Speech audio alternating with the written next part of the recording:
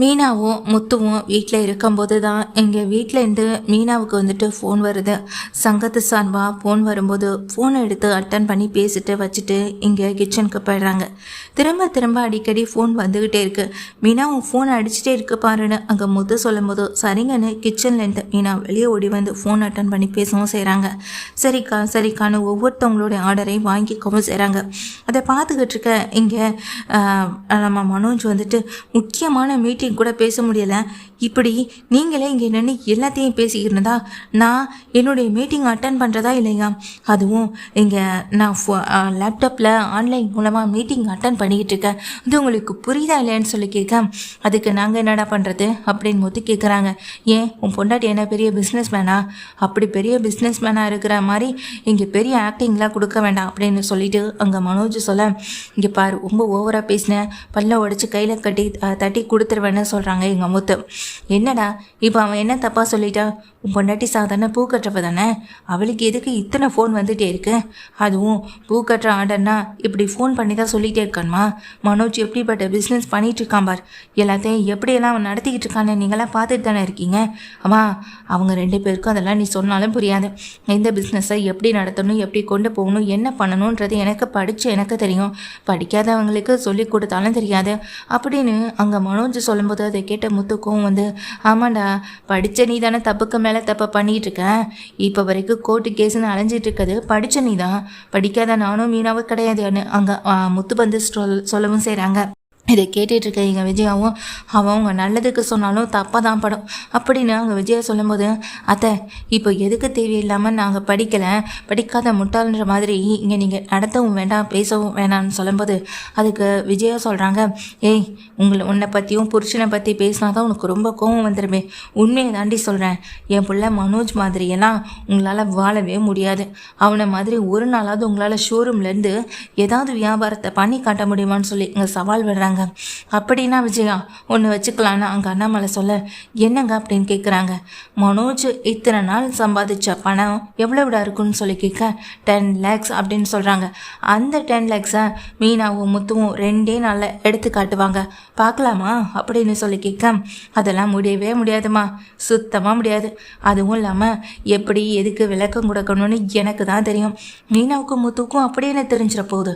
அவங்க 2 பேராலையும் ஷோரூமை ரன் பண்ணவே முடியாதுன்னு சொல்ல ஒருவேளை உன்னையை விட 10 லட்ச ரூபா அதிகமாக இன்னும் 1 லட்ச ரூபா அதிகமாக 10 லட்சத்தை விட சேர்த்து இங்கே அவங்க எடுத்து காட்டிட்டாங்கன்னா அப்போது இங்கே சவாலில் நீ தோத்துட்டதா நினச்சிக்கிறியா அப்படின்னு சொல்லும்போது அங்கிள் இது சாதாரணமான சவாலாக இருக்கக்கூடாது, அப்படி தோத்துட்டா ஷோரூமுடைய மொத்த பொறுப்பையும் முத்து மீனாக்கிட்டே விட்டணும் அப்படின்னு சொல்ல சரி இவங்க தோத்துட்டா இவங்களுடைய மொத்த பொறுப்பையும் நான் எடுத்துக்கிறேன், சரி நான் தோத்துட்டா என்னுடைய மொத்த பொறுப்பையும் இவங்களே எடுத்துக்கட்டும், ஒருவேளை இவங்க தோத்துட்டா அப்படின்னு சொல்லிட்டு அங்கே மனோஜ் கேட்க அவங்க எவ்வளவு பணம் ஏர்ன் பண்ணுறாங்களோ அவ்வளோ பணத்தையும் உங்ககிட்ட கொடுக்க போகிறாங்கன்னு சொல்ல அது எப்போதும் ஷோரூமுக்கு வர வேண்டிய பணம் தானே, அது ஷோரூமில் தானே கொடுத்தாகணும்னு சொல்ல அதுக்கு எங்கள் ஸ்ருதியும் சரி அப்போ ஒன்று வச்சுக்கலாம், இங்கே முத்துவும் மீனாவும் ஜெயிச்சிட்டாங்கன்னா உங்களுடைய ஷோரூமை அவங்கக்கிட்ட தான் ஒப்படைக்கணும்.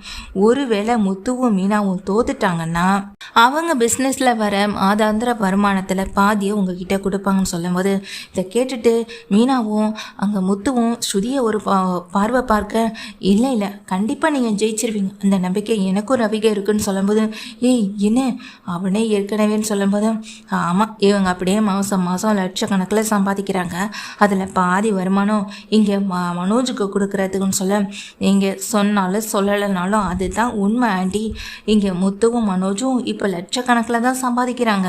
பார்க்குறதுக்கு பிஸ்னஸ் மாதிரி அதாவது பிஸ்னஸே இல்லாத மாதிரி உங்களுக்கு தோணலாம், ஆனால் அதுதான் உண்மையும் கூட அப்படின்னு சொல்லிட்டு இங்கே பேசவும் செய்கிறாங்க.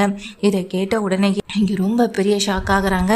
இங்கே மனோஜும் சரி அப்போது சவாலுக்கு நான் ரெடி, நாளைக்கு நீங்கள் 2 பேரும் ஷோரூமுக்கு வரலாம் அப்படின்னு அங்கே மனோஜை சொல்கிறாங்க. மனோஜ் சொன்னது போல் முத்து மீனா அதுக்கப்புறமா ரவி ஸ்ருதினி எல்லாமே ஷோரூமுக்கு போகிறாங்க. இன்றைக்கி 2 நாள், இன்றைக்கி ஒரு நாள் நாளைக்கு ஒரு நாள் இந்த 2 நாள் டைமில் நீங்கள் சொன்ன சவாலை ஜெயிச்சு காட்டுங்க. அதுக்கப்புறம் இந்த ஷோரூம் பொறுப்பை மொத்தமாக உங்ககிட்ட நான் கொடுத்துட்டு போய்டுறேன். ஒருவேளை நீங்கள் தோத்துட்டீங்கன்னா இந்த பலகுரல் சொன்ன மாதிரி நீங்கள் மாதம் எனக்கு நீங்கள் அமௌண்ட் கொடுத்துக்கிட்டே தான் இருக்கணும்னு சொல்ல, சரிடா அதையும் பார்க்கலான்னு அங்கே முத்துவும் இந்த மாதிரியான விஷயத்துக்கு ஒத்துக்கிட்டு அவங்க ரெடி பண்ணவும் செய்கிறாங்க.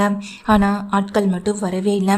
வெளியே போன மனோஜ் வந்துட்டு காரை ஒரு இடத்துல நிறுத்திட்டு, இந்த முத்துவும் மீனாவும் பிஸ்னஸ் பண்ண மாட்டாங்கன்னு தெரியும், ஒருவேளை ஒரு லக்னால அவங்களுக்கு பிஸ்னஸ் நடந்துச்சுன்னா அப்படி நடந்துடக்கூடாது, நம்ம கடைக்கு கஸ்டமரை போகாமல் பார்த்துக்கணும் அப்படின்னு சொல்லிட்டு தான் கூட இருக்க சந்தோஷ் ப்ரோவை கூப்பிடுறாங்க.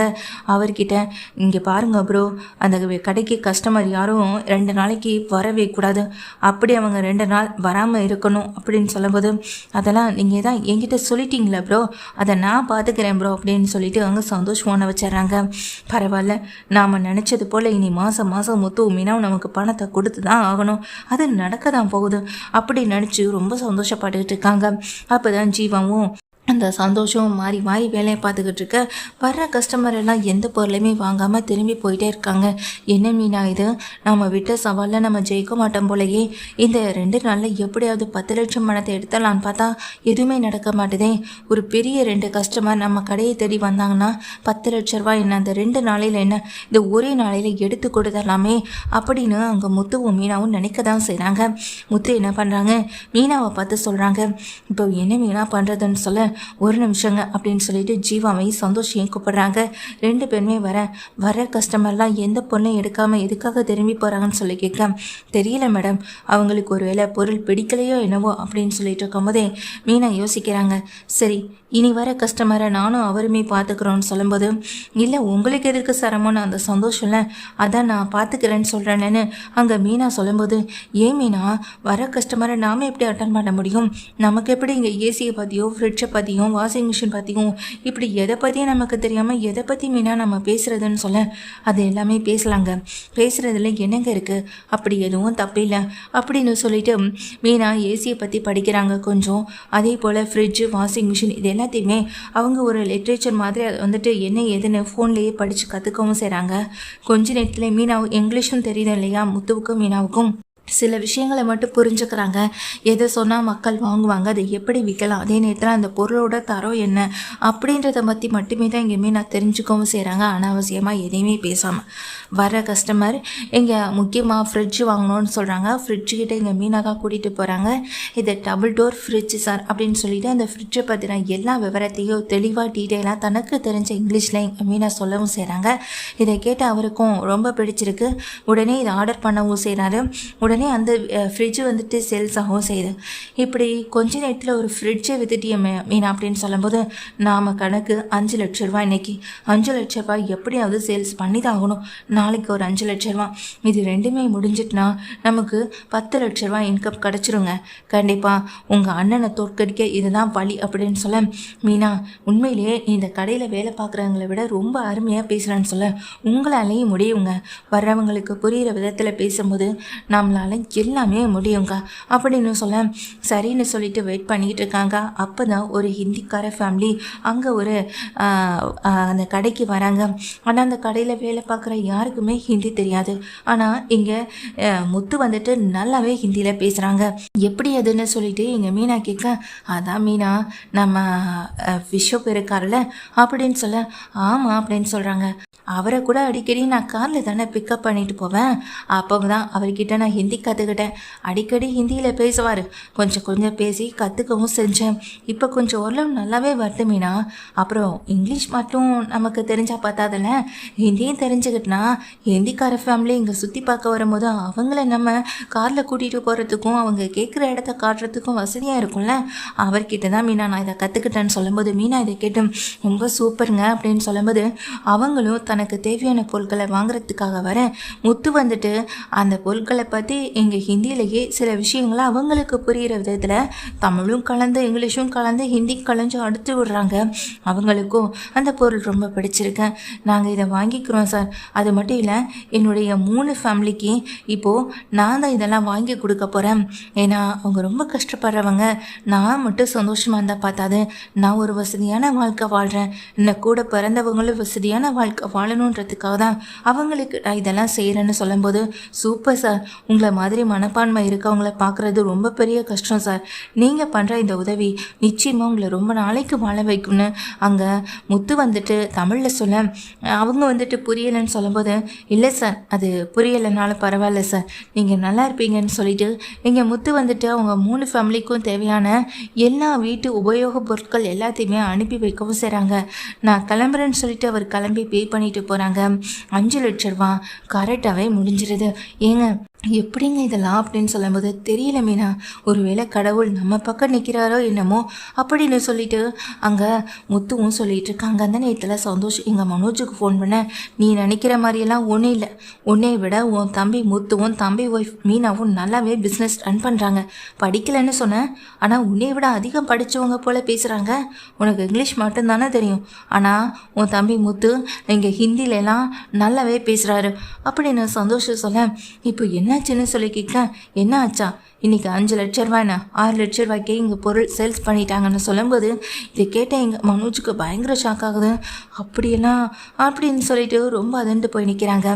திறமை மட்டும் இருந்தால் போதும்னு இப்போ உங்களை பார்த்து நான் கற்றுக்கினேன் சார்னு ஜீவா வந்து சொல்ல, திறமையும் பயமும் நம்ம, அதாவது திறமை அதிகமாகவும் நாம் ஒரு விஷயத்தை பற்றி பேசும்போது அதுக்கான பயத்தை கம்மியாகவும் வச்சுக்கணும். பயம் மட்டும் முகத்தில் தெரிஞ்சதுன்னா அப்போவே நம்ம அதோட காலி ஆகிட்டோம்னு அர்த்தம்னு மீனா சொல்லும்போது, கரெக்டாக மீனா, நாம் யாருக்கும் பயப்படணுன்ற அவசியம் இல்லை, ஆனால் புதுசாக ஒரு விஷயத்த செய்யும்போது பயம் இருக்க தான் செய்யும், அதை காட்டிக்காமல் செய்யணும் அப்படின்னு அங்கே முத்துவும் சொல்லிட்டு இருக்காங்க. அதை கேட்ட ஜீவாவுக்கும் ரொம்ப சந்தோஷமாக தான் இருக்கு. சார், எனக்கு பிஸ்னஸ் எப்படியும் 5 லட்ச ரூபாய்க்கு மேலே போயிடுச்சு. நாளைக்கு பிஸ்னஸ் 5 லட்ச ரூபாயில் முடிச்சிட்டிங்கன்னா நீங்கள் சவாலில் ஜெயிச்சிருவீங்களான்னு சொல்ல, கண்டிப்பாக அப்படின்னு சொல்கிறாங்க. சார், எனக்கு தெரிஞ்ச ஒரு ஃபேமிலி இருக்காங்க. அவங்க இங்கே இப்போ தான் மேரேஜுக்காக நிறைய பொருட்கள் வாங்கணும்னு சொல்லிட்டு இருந்தாங்க. நான் வேணும்னா அவங்களுக்கு இன்ஃபார்ம் பண்ணட்டுமான்னு சொல்லும்போது, என்ன இன்ஃபார்ம் பண்ணணுமான்னு சொல்லி கேட்குறீங்கன்னு அங்கே மீனா கேட்க, இல்லை இந்த கடையை பற்றி சொல்லட்டுமான்னு சொல்ல, என்ன நீங்கள் இந்த கடையில் ஒர்க் பண்ணிகிட்ருக்கீங்க, சின்னமோ எங்களுக்காக ஹெல்ப் பண்ணுற மாதிரி, ஏன் மனோஜ் இந்த இடத்துல இருந்தால் மனோஜுக்கு ஹெல்ப் பண்ண மாட்டிருக்கீங்களான்னு சொல்லும்போது, அப்படிலாம் எதுவும் இல்லை சார், யாராக இருந்தாலும் நான் அதை செய்வேன். ஆனால் இங்கே மனோஜ் அப்புறம் வந்துட்டு சந்தோஷ்க்கு கால் பண்ணி இப்படி எந்த ஒரு ஆட்களையும் அனுப்பக்கூடாதுன்னு சொல்லிட்டான்னு சொல்ல, தெரியும் அவன் இந்த மாதிரி வேலையெல்லாம் பார்ப்பான்னு எங்களுக்கு நல்லாவே தெரியும், ஆனால் அதுக்காக நாங்கள் சுதந்திர மாட்டோம்லன்னு சொல்லும்போது, நீ தாராளமாக ஃபோன் பண்ணி வர சொல்லுன்னு சொல்லும்போது ஜீவா உடனே கால் பண்ணி வர சொல்கிறாங்க. அவங்களுக்கு கொஞ்ச நேரத்தில் வந்து ஒரே நாளையில் 10 லட்ச ரூபாய்க்கு, அதாவது அவங்க போட்ட சவாலில் ஜெயிக்கிற விதமாக ஜீவாவே எங்கள் முத்து மீனாவுக்கு ஹெல்ப் பண்ணவும் செய்கிறாங்க. முத்துவும் மீனாவும் இதை சந்தோஷத்தோட எங்கள் வீட்டில் சொல்கிறதுக்காக போக மனோஜ் சோர்ந்து போய் உட்காந்துருக்கதை பார்த்ததும், டேய் எனக்கு தெரியும்டா எந்த மாதிரி கேடி வேலையெல்லாம் பார்ப்பேன்னு, இந்த வீட்டில் உன்னை புரிஞ்சுக்கிட்டதே நான் மட்டும்தாண்டா அப்படின்னு சொல்லும்போது, என்ன நீ விட்ட சவாலில் தோத்துட்டியான்னு அங்கே வந்துட்டு விஜயா கேட்குறாங்க. விட்ட சவாலில் தோத்ததை நான் கிடையாது, உங்கள் பிள்ளை மனோஜ் தான். 2 நாள் டைம் கேட்டிருந்தேன், ஆனால் ஒரே நாளில் நான் எவ்வளோ சேல்ஸ் பண்ணியிருக்கேன்னு தெரியுமான்னு சொல்லிட்டு முத்துவும் மீனாவும் சொல்ல, இதை கேட்ட பிறகு வீட்டில் எங்கள் மனோஜாக இருக்கட்டும், வீட்டில் மற்ற எல்லாருமே வந்துட்டு அதிர்ச்சி ஆனாலும் அண்ணாமலைக்கும் ஸ்ருதி ரவிக்கும் சந்தோஷமாக தான் இருக்கும். ஆண்டி, முத்துவ மீனாவும் அவங்க போட்ட சவாலில் ஜெயிச்சிட்டாங்க. அப்போது எங்கள் ஷோரூமை யார் எடுத்து நடத்தினா நல்லாயிருக்கும்னு நீங்களே நினைக்கிறீங்கன்னு சொல்லும்போது, உங்கள் பிள்ளை மனோஜ் 7 டிகிரி 8 டிகிரி படிச்சிருக்கான பெரிய புத்திசாலின்னு எங்கள் வீட்டில் அடிக்கடி சொல்லுவீங்க. ஆனால் இத்தனை வருஷத்தில் இப்படி ஒரு சேல்ஸை உங்கள் பிள்ளை மனோஜ் பண்ணியிருக்காரா? இல்லை. ஆனால் முத்துவ மீனாவும் எப்படி இதெல்லாம் அவங்களால பண்ண முடிஞ்சது? படிக்கலைன்னு அவங்கள அவமானப்படுத்திருக்கீங்க. படிக்காதவங்க தான், ஆனால் படிக்கலைனாலும் திறமையும் புத்திசாலித்தனமும் நிறையவே இருக்குது. அந்த புத்திசாலித்தனமும் திறமையும் இருந்தால் போதும், வாழ்க்கையில் நம்ம எத்தனை படிக்கட்டு வேணாலும் ஏறி போய்கிட்டே இருக்கலாம். ஆனால் மனோஜ் ஏறின முதல் படிக்கட்டிலே தான் நின்றுக்கிட்டு இருக்காரு. இப்போ வரைக்கும் அடுத்து என்ன பண்ணலான்ற யோசனை இல்லை, அடுத்து என்ன பண்ணால் வாழ்க்கையில் ஜெயிக்கலான்ற எண்ணமும் இல்லை. கஷ்டப்படாமல் தான் எதுவுமே கிடைக்கணும்னு ஆசைப்படவும் செய்கிறாரு. அப்படி அப்படின்னு அங்கே ஸ்ருதியும் சொல்கிறாங்க, ரவியும் சொல்கிறாங்க. இதை கேட்டு விஜயாவும் சரி மனோஜும் சரி அவமானத்தோடு இருக்க, இங்கே அடுத்தவங்க உழைப்பில் வந்தது எதுவுமே எனக்கு வேண்டாமா, எங்கள் உழைப்பை நாங்கள் நம்புகிறோம், இவன் விட்ட சவாலை நாங்கள் ஜெயிக்கணும், அவன் முகத்தில் கரிய பூசணும், படிப்பு மட்டும்தான் முக்கியம்னு அவன் சொல்லிட்டு இருந்தால, அதுக்காக தான் இதில் நாங்கள் ஜெயிச்சு காட்டணுன்றதுக்காக வந்தோம், ஜெயிச்சிட்டோம், அவ்வளவுதான். இதுக்கு மேலே அவன் ஷோரூமும் வேண்டாம், எங்களுக்கு எதுவும் வேண்டாம். அல்ல வேலை முத்து, ஆனால் நீங்கள் கரெக்டாக பேசுகிறீங்க.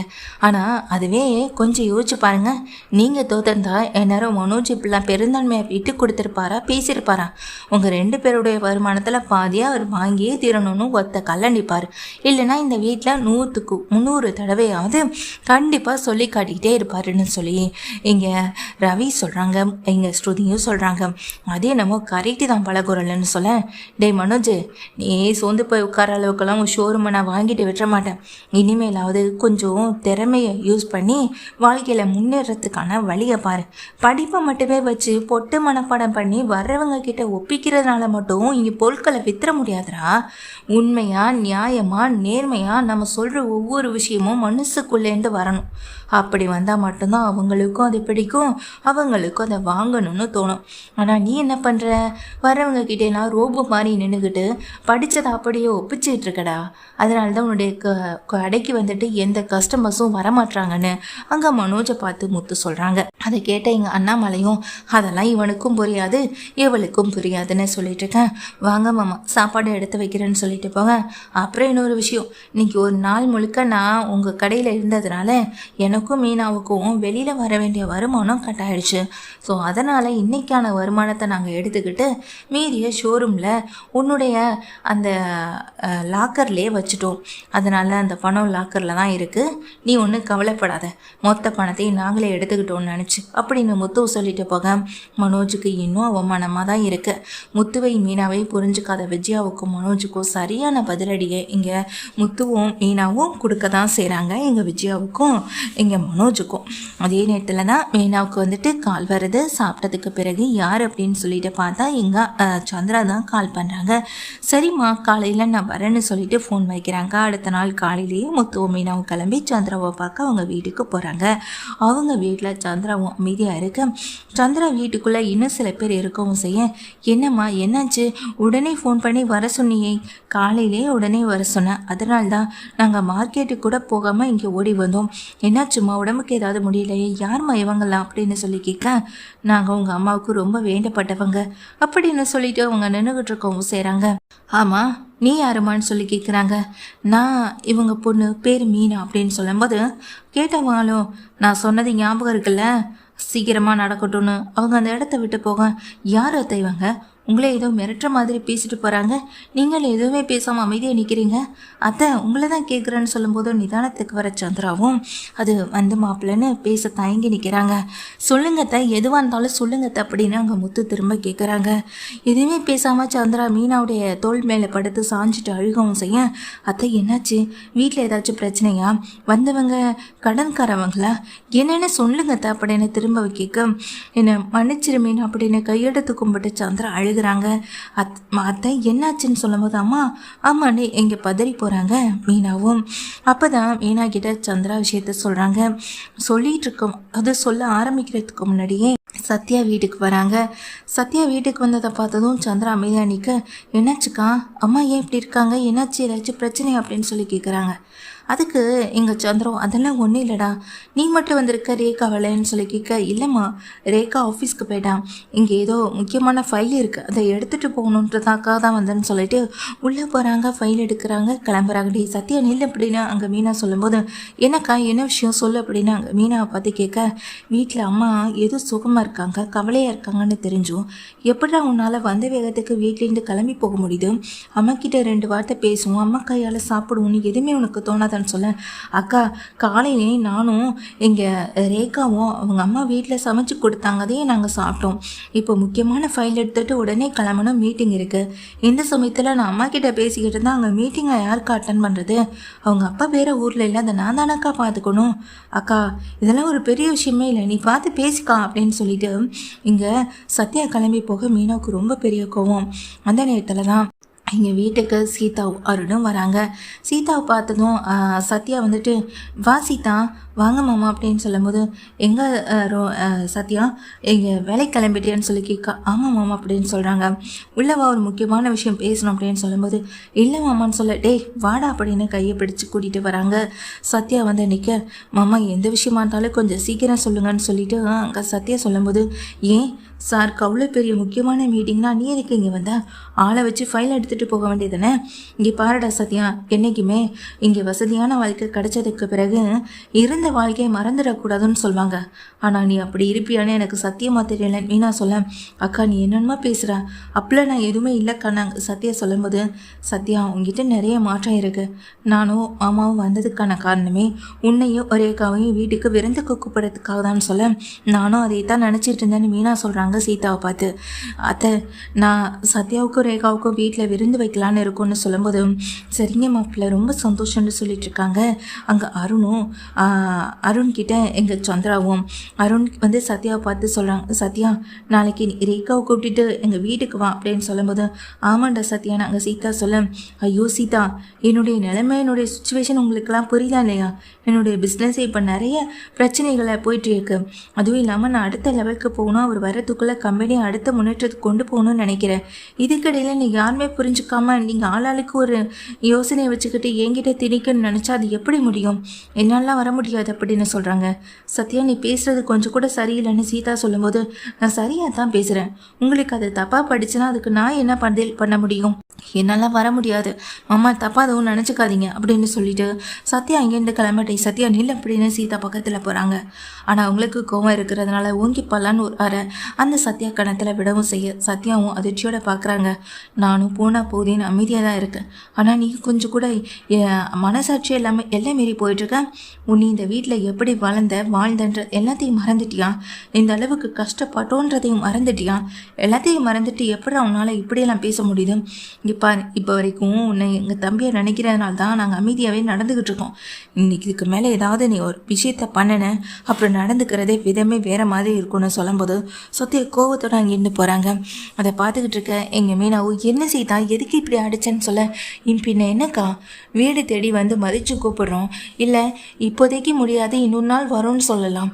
ஆனால் அவன் என்ன ஆனால் சத்யா என்னைய உதாசீனப்படுத்துகிற மாதிரி பேசுகிறான்னு சொல்லும்போது, அவன் ஒன்றை மட்டும் இல்லை சீதா, இவ்வளோ நேரம் அத்தையை மீனாவன்னு எல்லாருமே அப்படி தான் பேசிக்கிட்டு இருந்தான்னு சொல்லும்போது, சத்யா கொஞ்சம் இல்லை ரொம்பவே மாறிட்டான்னு அருன்னு சொல்லிட்டு இருக்காங்க. அத்தை நீங்கள் ஏன் இப்படி இருக்கீங்க, என்னாச்சு உங்கள் முகத்தில் ஒரு பதட்டம் தெரியுதுன்னு சொல்லும்போது, கொஞ்சம் நேரத்துக்கு முன்னாடி யாரோ வந்து அத்தை மிரட்டினாங்கன்னு சொல்ல, அதாவது இதை வந்து முத்து தான் சொல்கிறாங்க. என்ன சொல்கிறீங்க, யார் இதை சொல்லுங்க வாங்க, இல்லைனா போலீஸ் ஸ்டேஷனுக்கு போகலாம், கம்ப்ளைண்ட் கொடுக்கலான்னு சத்யா அங்கே அருண் வந்துட்டு சந்திராவை பார்த்து சொல்ல, ஐயோ மாப்பிள்ள அதெல்லாம் எதுவும் இல்லைன்னு சொல்லிட்டு இருக்காங்க. இந்த விஷயத்த நான் எப்படி சொல்கிறதுன்னு தெரியலை, ஆனால் சொல்லி தான் ஆகணும், சொல்ல வேண்டிய கட்டாயத்தில் தான் நானும் இருக்கேன்னு சொல்ல, மீனாவுக்கு இதனால் எந்த ஆபத்தும் வந்துடக்கூடாதுன்றதுக்காக தான் நான் இந்த விஷயத்த சொல்கிறேன் அப்படின்னு சந்திரா சொல்கிறாங்க. என்ன விஷயம்னு சொல்லுங்க முதல்ல அப்படின்னு சொல்ல, அப்போ தான் சந்திரா கிட்ட இங்கே சந்திரா வந்துட்டு வீட்டில் எல்லார்கிட்டையும் விஷயத்த சொல்கிறாங்க. வெளியே போன சத்யா தன்னுடைய மொத்த பெட்டி படுக்கையும் எடுத்துகிட்டு போகணும் அப்படின்றதுக்காக வந்தவங்க வாசலில் நின்று எல்லாத்தையும் கேட்டு அதிர்ச்சியில் ஆகுறாங்க. அப்படி என்னென்னா இங்கே இப்போ 2-3 லேடிஸ் வந்துட்டு போனது எல்லாமே அவங்க குழந்தை சின்ன வயசில் காணாமல் போயிடுச்சு. அந்த குழந்தைய திரும்ப மீட்டு தர சொல்லி என்கிட்ட கேட்டாங்க. ஏன்னா கடைசியாக வந்தது இந்த இடத்துல தானே. இப்போ எல்லாருமே சொன்னாங்க. இப்போன்னு இல்லை, ஆரம்பத்தில் விசாரிச்சுட்டு போனப்பவும் அப்படி தான் சொல்லியிருக்காங்க.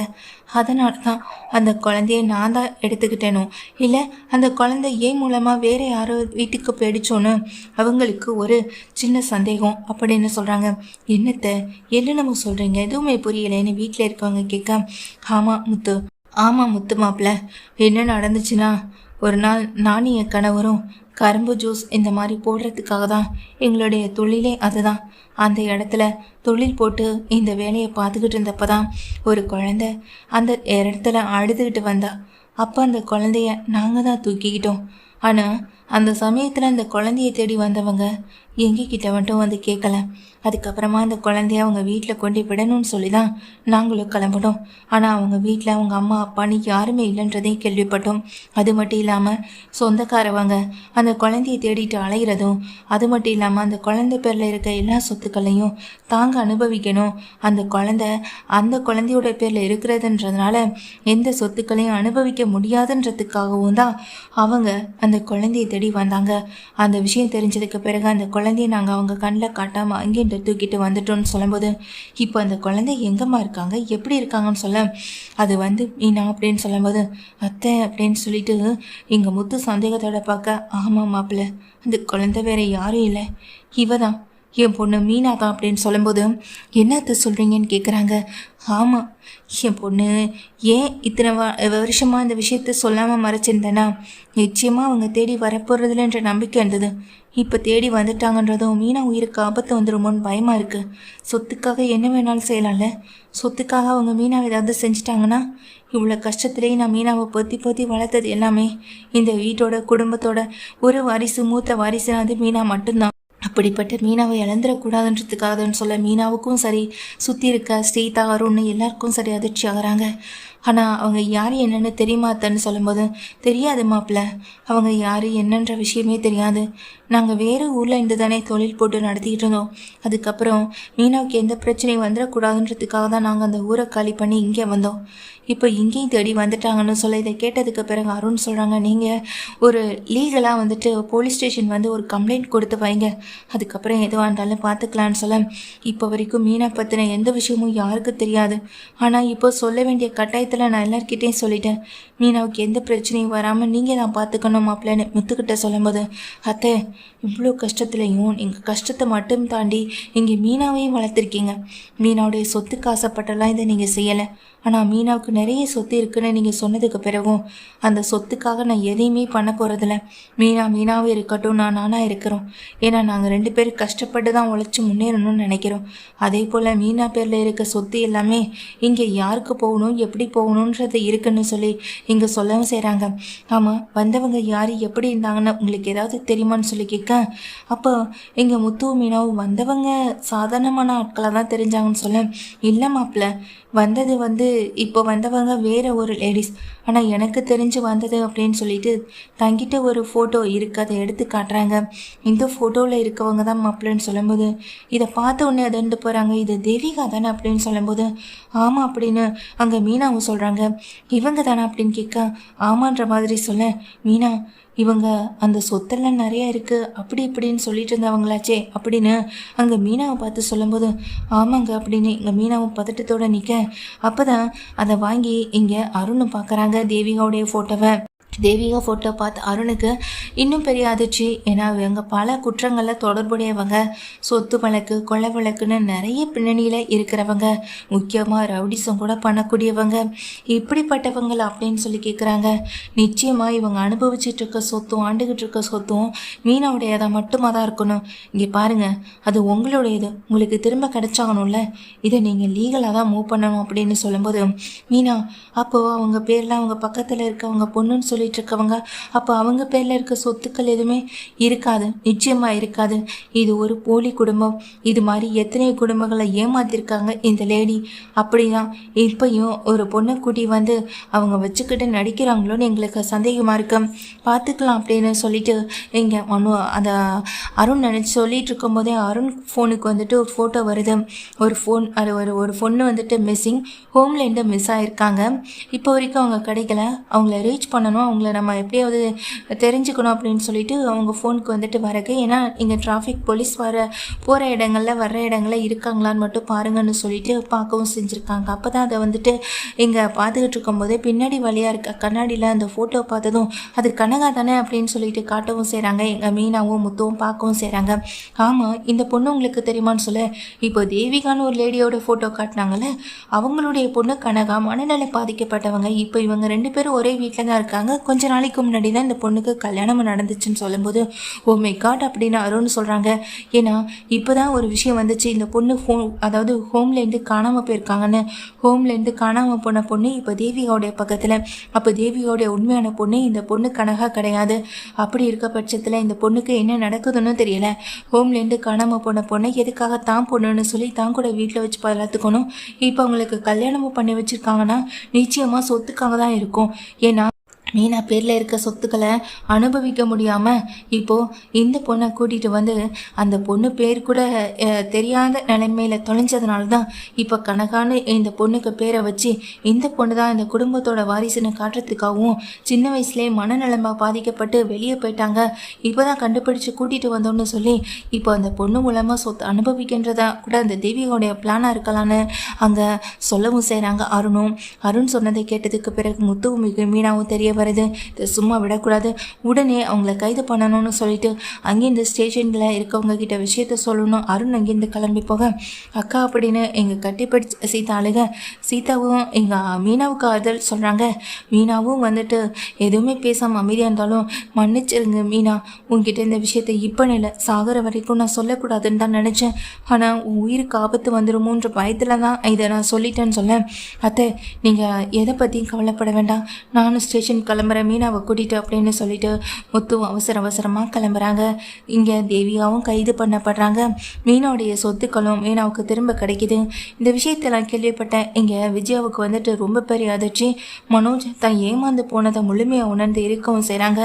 ஆரம்பத்தில் மீனாவை கல்யாணம் பண்ணிக்கணும்னு நினச்சி வருத்தப்பட்டு தயங்கி போய் நின்றுகிட்டு இருந்தேன் எங்கள் மனோஜ் இப்போ இன்னும் அளவுக்கு அதிகமாக வருத்தப்படுறாங்க. ஆரம்பத்தில் எந்த பொண்ணை வேண்டான்னு சொல்லணும் அந்த பொண்ணுக்கு தான் இப்போ ஏகப்பட்ட சொத்து இருக்குமான்னு சொல்லும்போது நானும் இதை கொஞ்சம் கூட எதிர்பார்க்கவே இல்லை. நான் விஜயாவும் மனோஜும் பயங்கர மன உளைச்சல் இருக்காங்க. இனிமே இந்த வீட்டில் மீனாவை நீங்கள் எதையுமே சொல்லி பேச முடியாது ஆண்டி, மீனா சாதாரண பூக்கற்ற பொண்ணு தான், இப்போ வரைக்கும் அவங்க அப்படி தான் நினச்சிட்டு இருக்காங்க எவ்வளோ சொத்துக்கள் வந்தாலும். ஏன்னா சொத்து அவங்களுக்கு பெருசு இல்லை, மனுஷங்க தான் பெருசுன்னு அவங்களுக்கு நல்லாவே தெரியும். ஆனால் இங்கே மீனாவும் என்ன போல தான் இருக்காங்க. அப்பா அம்மாவுடைய சொத்தை அனுபவிக்கிற அளவுக்கு அவங்களுக்கு அதில் விருப்பமும் இல்லைன்னு தெரிஞ்சு போச்சு. மீனா அடுத்து என்ன பண்ண போறீங்கன்னு சொல்லி கேட்க, அம்மா அப்பாவுடைய நினைவாக அந்த வீடு மட்டும் இருக்கட்டும், ஆனால் மற்ற சொத்துக்கள் எல்லாத்தையும் கஷ்டப்படுற ட்ரஸ்ட்டுக்கு எழுதி வைக்க போகிறேன், படிக்க முடியாதவங்களுக்கு கஷ்டப்படுறவங்களுக்கு நான் அதை உதவி செய்ய போகிறேன்னு மீனா சொல்ல விஜயாவுக்கும் அதிர்ச்சியாக இருக்குது, மனோஜுக்கும் அதிர்ச்சியாக இருக்குது. ஆனால் முத்துவுக்கும் மீனாவுக்கும் ரொம்ப சந்தோஷமாக இருக்கு இப்படிப்பட்ட ஒரு விஷயம் நடந்ததை நினச்சி. அது மட்டும் இல்லாமல் மனோஜ் பண்ண விஷயம் இன்னும் வீட்டில் இருக்கவங்களுக்கு தெரியலை. அந்த விஷயம் தெரிஞ்சால் மனோஜும் சேர்ந்து இங்கே ஜெயில் தண்டனையை தான் அனுபவிக்கணும். தேவிகா ஒரு வார்த்தை வாயை திறந்தால் போதும் அடுத்த நிமிஷமே இங்கே ஜெயிலுக்கு போக நிறைய வாய்ப்பு இருக்கு. ஆனால் தேவிகா அமைதியாக இருக்கிறதுக்கு காரணம் மனோஜை வச்சு வெளியே வரணும், மனோஜை வச்சு மிரட்டி அவன் மூலமாக இங்கே வக்கீல் மூலமாக வெளியே வரணும்னு காத்துக்கிட்டு இருக்காங்க. ஆனால் மனோஜ் அந்த பக்கம் தலை வச்சு கூட படுக்க போகிறதில்ல. ஆனால் எப்படியோ அந்த பொண்ணை ஹோம்க்கு அனுப்பிட்டாங்க. இப்போது தேவிகாவுக்கும் தண்டனை கிடச்சிருச்சு.